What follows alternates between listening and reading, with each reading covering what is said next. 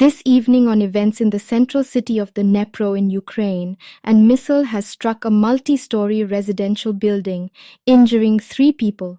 Those are the early reports, so you can see here the pictures from the aftermath of the incident. This is from local media. President Vladimir Zelensky has described the incident as Russian missile terror. Oksana, a reporter in the newsroom, Oksalo Kondarenko, is watching this for us before we talk about the building. Because you gave us some information about that just about 20 minutes ago. What sort of reaction are we getting from President Zelensky? Oh, President Zelensky has used very strong language to the Russian side, and just to tell you, he said that they will be taken to an account to this missile terror, as he called it, as you mentioned. And this is quite unprecedented because President Zelensky himself has published the video from the Dnipro attack site. And normally Ukrainian authorities have been very, very cautious and careful about these things. They ask people not to report. They ask eyewitnesses not to publish anything on social media. And the fact that President Zelensky himself has published it, it means that it is a big, big, big deal. And currently he is talking to all the local authorities and taking situation under his personal control. 5 people found to have been injured in that strike. After all the flats in the building were checked, that's according to the Interior Ministry. The casualties included 4 men aged between 18 and 53 and a 77-year-old woman, all of them getting medical attention without being admitted to hospital. One of the advantages, I suppose there is an advantage, is that this building was largely empty. I think let's speak to someone called Shahida Yakub. She's from the Dnipro. She witnessed the attack. Shahid, it's good of you to join us. I was just saying, I get the impression just looking at the pictures that some of these apartments were empty. Is that correct? Some of the apartments do seem empty, but it's hard to say because it's Friday night. Obviously, some people were out. But when I was speaking to the bystanders, and a lot of people knew people who lived in that newly built apartments, they said that there were people inside.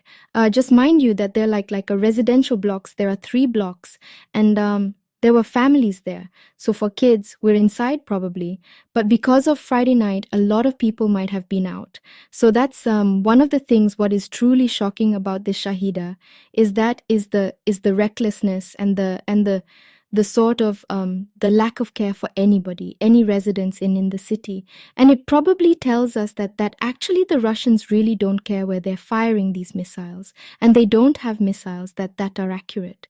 What's he like living under that sort of terror at the moment?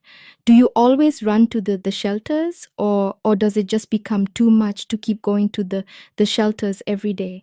I'm actually not from here. I just came here and I make a documentary films, and I just arrived here today and I was walking on the same street, but that happened and I basically missed it by 2 minutes. It was a huge 2 bangs, really loud, and then a smoke.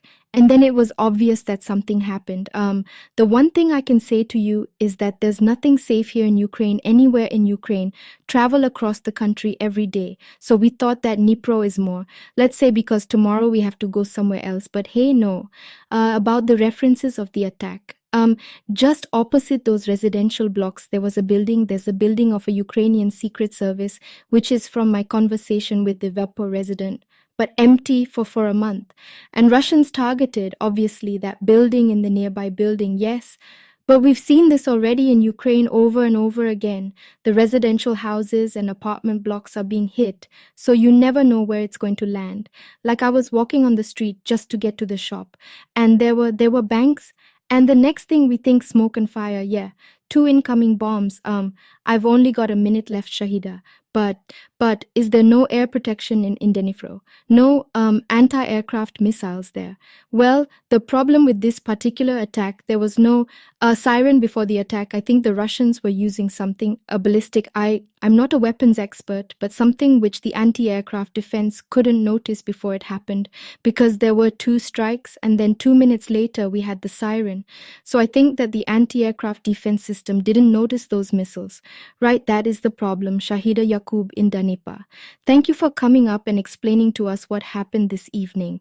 5 people injured in that strike on a multi-story building.